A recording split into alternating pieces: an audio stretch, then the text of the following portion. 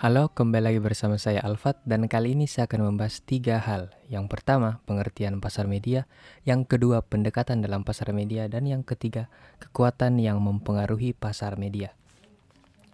Baiklah, kita akan mulai dari pengertian pasar media. Dilansir dari buku Ekonomi Media, Pengantar Konsep dan Aplikasi yang ditulis oleh Usman KS dan diterbitkan oleh Galia Indonesia pada 2009, pasar merupakan target atau sasaran dari produk, baik barang ataupun jasa yang dihasilkan oleh media.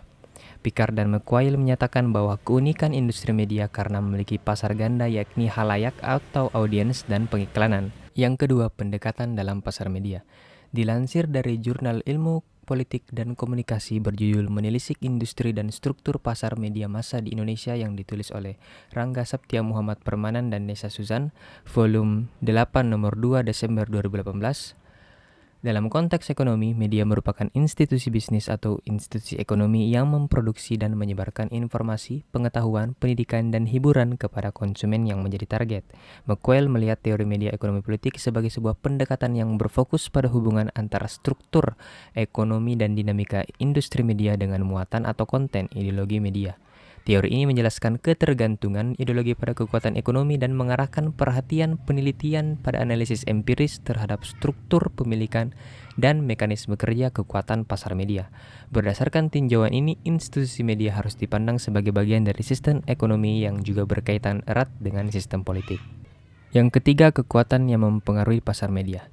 Dilansir dari jurnal Potret Industri Media Massa di Indonesia dalam kerangka analisis ekonomi media yang ditulis oleh Aulia Dwi Nasti yang diterbitkan oleh Departemen Ilmu Komunikasi Universitas Indonesia tahun 2011. Kekuatan-kekuatan yang mempengaruhi pasar media dapat dibagi dalam beberapa aspek. Yang pertama, jumlah produsen.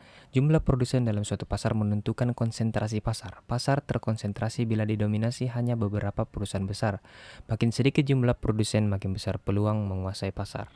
Yang kedua, diferensiasi produk. Diferensiasi produk mengacu pada upaya produsen membedakan produknya dengan produk produsen lainnya secara tegas, baik secara nyata maupun dalam tatanan citra atau image, bagi konsumen. Yang ketiga, rintangan bagi produsen lain. Yang dimaksud rintangan bagi produsen lain di sini ialah produsen lain mulai memasuki pasar tertentu. Rintangan ini bisa berupa terbatasnya modal atau faktor lain seperti regulasi dari pemerintah. Yang keempat, struktur biaya. Struktur biaya yang dimaksud ialah berkaitan dengan biaya atau ongkos produksi dalam pasar tertentu.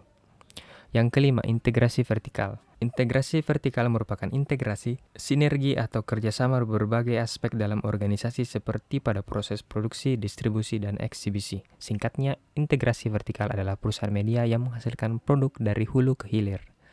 Yang keenam, perilaku harga. Perilaku harga yang dimaksud adalah harga yang terdapat dalam pasar. Aktivitas dalam dunia media bisa menentukan harga sendiri. Televisi berlangganan saat ini saling bersaing dalam menerapkan harga yang lebih murah demi mendapatkan konsumen sebanyak mungkin. Namun perusahaan yang telah memiliki nama akan menentukan harga sesuai dengan keinginan mereka. Meskipun mereka menentukan harga yang relatif mahal dibandingkan perusahaan media lainnya, namun khalayak akan tetap memilihnya. Khalayak tidak peduli atau terpengaruh dengan pesaingnya yang menerapkan harga yang lebih murah.